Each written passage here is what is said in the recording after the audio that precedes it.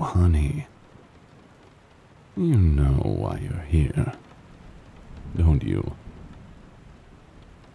It's been so long since you've had to kneel for me. I alone needed your hands tied at your back. But you had to know this was coming, right?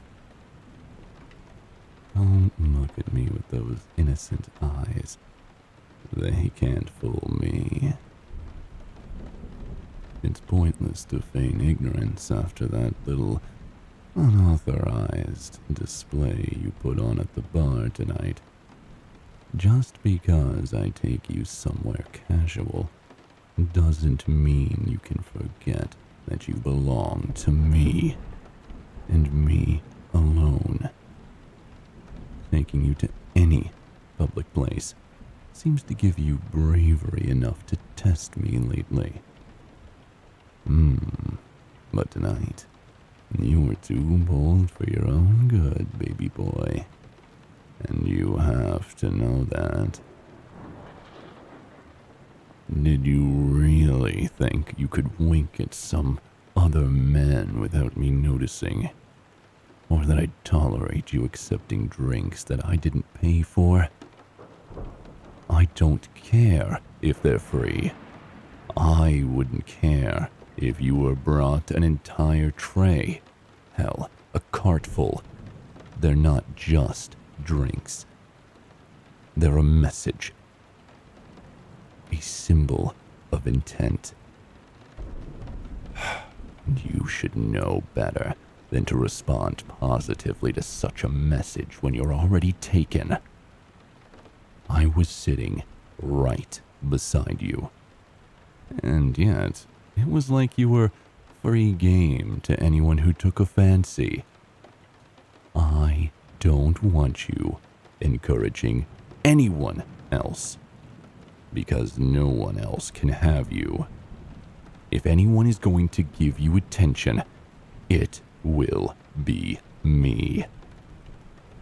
I own your right to flirt and tease.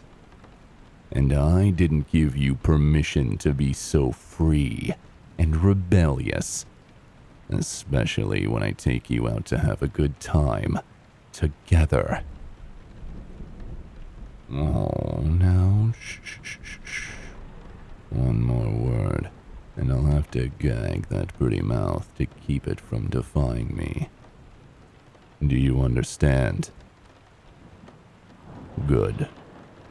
I'm going to need you to be able to speak when I have you begging for me. Your moans and cries are so pleasant muffled behind a gag. But your voice is much sweeter when you can actually form those words. Please, master. Please. I'll risk your lapse in verbal respect for the promise of hearing that over and over again when I have punished you for long enough. I wish it didn't come to this, and yet you look so perfect on your knees like that. You're lucky I gave you a pillow to kneel on. I should have made you suffer the hardwood for such a prolonged, defiant attitude this evening.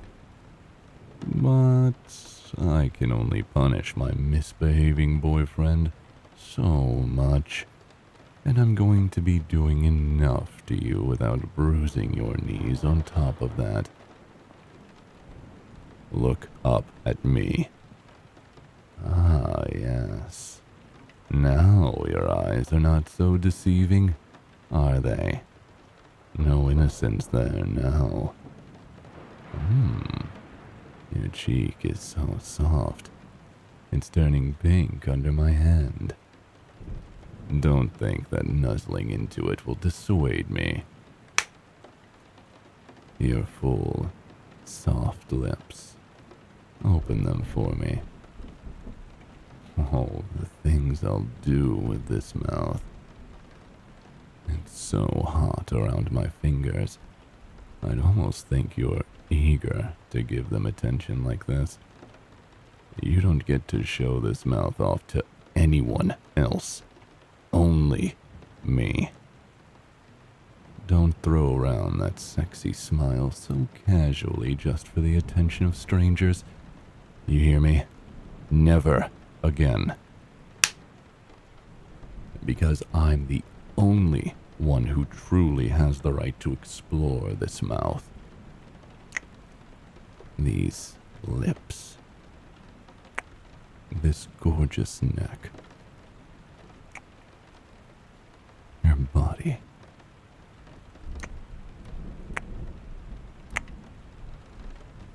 They're all mine.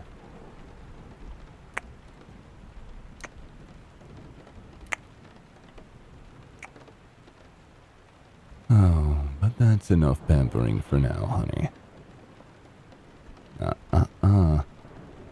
Don't make me threaten you with the gag again. I will bring it out if I have to, for I have, such plans in mind for your punishment, and I want to see you squirm and writhe, and if biting your lip so fetchingly like you do isn't enough to keep you from cursing at me, then it's the gag for you. What am I going to do with you? Maybe I'm not giving you enough credit, my cunning boy. This might have all been part of your plan from the start. Did you intentionally try to rile me up? Make me jealous? Either way, you deserve everything that I'm about to do to you. So brace yourself. I'm going to make sure you remember who you belong to. I'm going to train it into your flesh until you read my every touch as what it truly says. You are mine.